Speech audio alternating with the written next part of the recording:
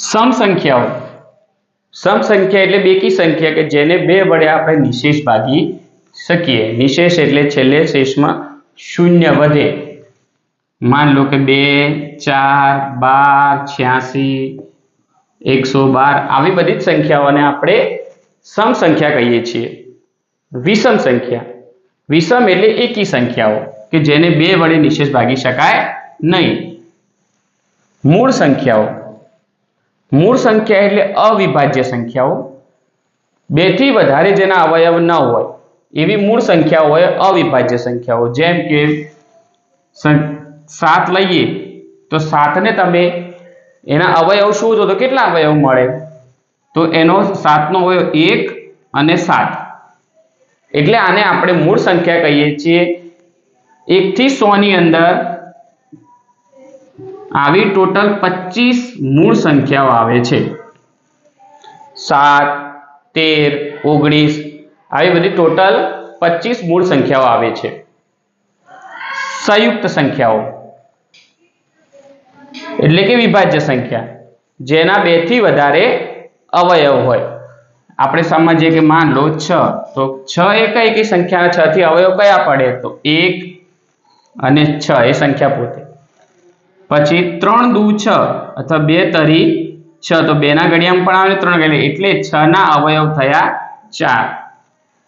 તો આવી રીતે જે અવયવ પડે એને આપણે કહીએ છીએ સંયુક્ત સંખ્યા, જેને આપણે વિભાજ્ય સંખ્યા તરીકે ઓળખીએ છીએ। 1 થી 100 માં આવી 74 સંખ્યાઓ છે।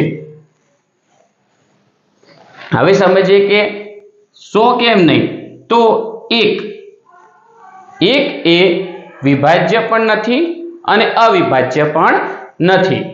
એવી જ રીતે 2 પણ સમજીએ કે બેકી સંખ્યા હોય, આ 2 એ બેકી સંખ્યા પણ છે પરંતુ એ વિશિષ્ટ સંખ્યા છે અવિભાજ્ય માટે, કારણ કે 2 ના માત્ર 2 જ અવયવ મળે, 1 અને સંખ્યા પોતે 2, એટલે 2 એ એકમાત્ર એવી બેકી સંખ્યા છે કે જે અવિભાજ્ય હોય, એટલે કે મૂળ સંખ્યા હોય। પૂર્વગામી સંખ્યા, તો આપેલી સંખ્યા કરતા 1 જેટલી નાની, એના અર્થમાં સમજીએ કે માન લો કે આપણે 23 લખીએ તો 23 ના પૂર્વગામી કોણ?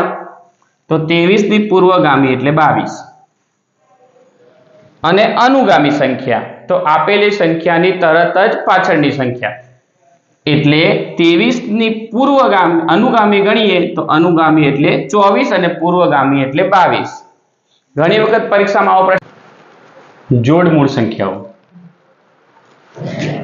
3 5 11 અને 13 29 અને 31 એ મૂળ અવિભાજ્ય સંખ્યાઓ છે, એટલે કે મૂળ સંખ્યાઓ, અને એ બંને વચ્ચે 2 નો તફાવત છે।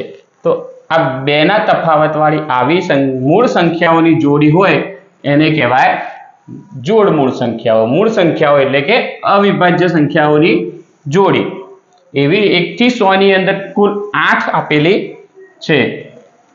સમૂળ સંખ્યા, બે સંખ્યાઓનો સામાન્ય અવયવ 1 હોય, જે બે સંખ્યાઓનો સામાન્ય અવયવ 1 આવતો હોય તેવી સંખ્યાને સમૂળ સંખ્યા કહેવાય।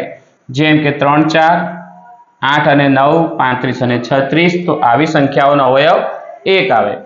સ્થાન કિંમત, સંખ્યામાં એના સ્થાનના આધારે કિંમત નક્કી થાય એને કહેવાય સ્થાન કિંમત।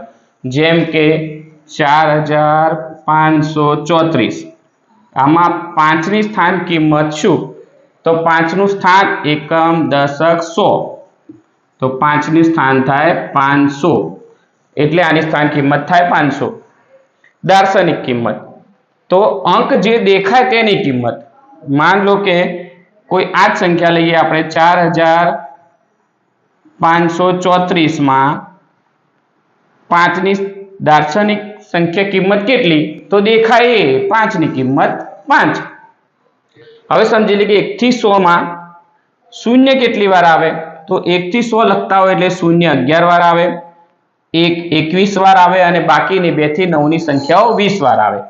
તેવી જ રીતે 10 થી જો 99 લખવાના હોય, યાદ રાખજો કે જ્યારે 10 થી 99 પૂછવામાં આવે કે 10 થી 99 ની અંદર શૂન્ય કેટલી વાર આવે? તો 9 વાર, અને બાકીના બધા જ અંક 1 થી 9 સુધીના અંકો 19 વાર આવે છે।